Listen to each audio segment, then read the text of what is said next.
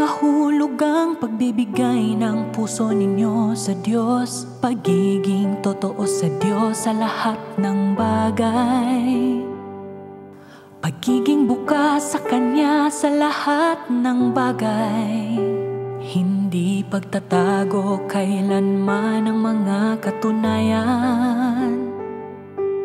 hindi pagtatangkang manlinlang ng mga nasa itaas at nasa ibaba ninyo, at hindi paggawa ng mga bagay para lamang sumipsip sa Diyos.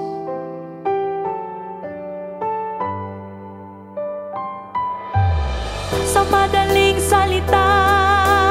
ang pagiging tapat ay pagiging dalisay sa inyong mga kilos at salita, at hindi panlilinlang sa Diyos o sa tao. Kung puno ng mga palusot at mga walang halagang pangangatwiran ang mga salita mo, sinasabi ng Diyos na isa kang taong ayaw isagawa ang katotohanan. Kung marami kang sikretong at tubili kang ibahagi, kung ayaw na ayaw mong ilantad ang mga lihim mo, ang mga paghihirap mo sa harap ng iba upang hanapin ang daan ng liwanag, sinasabi ng Diyos na isa kang taong hindi madaling matatamo ang kaligtasan at hindi madaling makakaahon mula sa kadiliman. Kung nakalulugod sa iyo ang paghahanap sa daan ng katotohanan, isa kang taong palaging nananahan sa liwanag.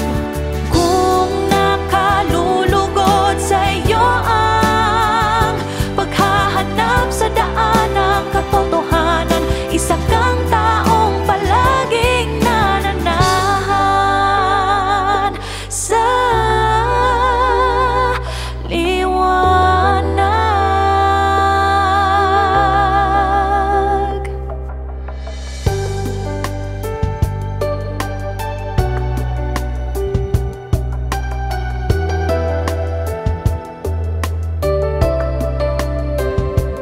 Kung lubha kang nagagalak na maging isang tagapagserbisyo sa sambahayan ng Diyos, gumagawa ng masigasig nang walang nakakakita, palaging nagbibigay at hindi kailanman kumukuha, sinasabi ng Diyos na isa kang tapat na banal, sapagkat hindi ka naghahanap ng gantimpala at nagsisikap ka lamang na maging tapat na tao. Kung handa kang maging matapat, kung handa kang gugulin ang lahat-lahat mo, kung magagawa mong isakripisyo ang buhay mo para sa Diyos at manindigan sa patotoo mo, kung ikaw ay matapat